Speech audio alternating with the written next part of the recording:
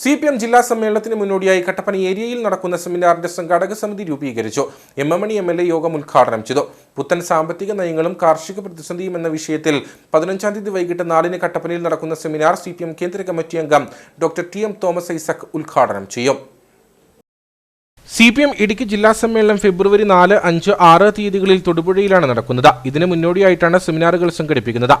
പുത്തൻ സാമ്പത്തിക നയങ്ങളും കാർഷിക പ്രതിസന്ധിയും എന്ന വിഷയത്തിൽ ജനുവരി 15-ന് കട്ടപ്പനയിൽ നടക്കുന്ന സെമിനാർ CPM കേന്ദ്ര കമ്മിറ്റി അംഗം ഡോക്ടർ TM തോമസ് ഐസക് ഉദ്ഘാടനം ചെയ്യും. ഇടുക്കിയുടെ വികസനം, വളർച്ച, ടൂറിസത്തിലൂടെ കാർഷിക വിരുദ്ധ വാണിജ്യ നയങ്ങളും ഏലത്തോട്ട മേഖലയും മനുഷ്യ വന്യജീവി സംഘർഷങ്ങളും കേന്ദ്ര വനനിയമങ്ങളും കാർഷിക വിരുദ്ധ വാണിജ്യ നയങ്ങളും ഏലത്തോട്ടം മേഖലയും പുത്തൻ സാമ്പത്തിക നയങ്ങളും കാർഷിക പ്രതിസന്ധിയും തേയില വ്യവസായ പ്രതിസന്ധിയും പുനരുദ്ധാരണ നിർദ്ദേശങ്ങളും മതനിരപേക്ഷ ഇന്ത്യ നേരിടുന്ന വർത്തമാനകാല വെല്ലുവിളികൾ ഭൂപതിവ് നിയമവും അനുബന്ധ നിയമപ്രശ്നങ്ങളും എന്നീ വിഷയങ്ങളിൽ സെമിനാർ പ്രമുഖർ ഉദ്ഘാടനം ചെയ്യും. കട്ടപ്പന ഏരിയയിൽ നടക്കുന്ന സെമിനാറിന്റെ സംഘാടക സമിതി രൂപീകരണ യോഗം MLA M.M. മണി ഉദ്ഘാടനം ചെയ്തു.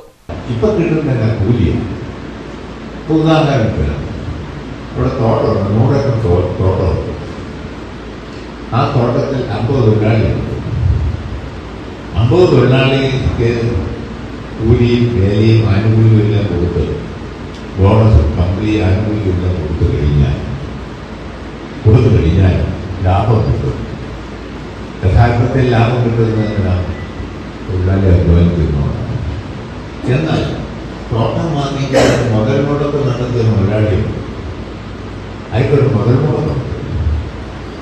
അത് ഒന്നെങ്കിൽ വാങ്ങിൽ നിന്ന് പലിശക്കെടുത്തതോ ആ പലിശ അടക്കപ്പെടുന്നത് ഇങ്ങനെയുള്ള കാര്യങ്ങളുണ്ട്.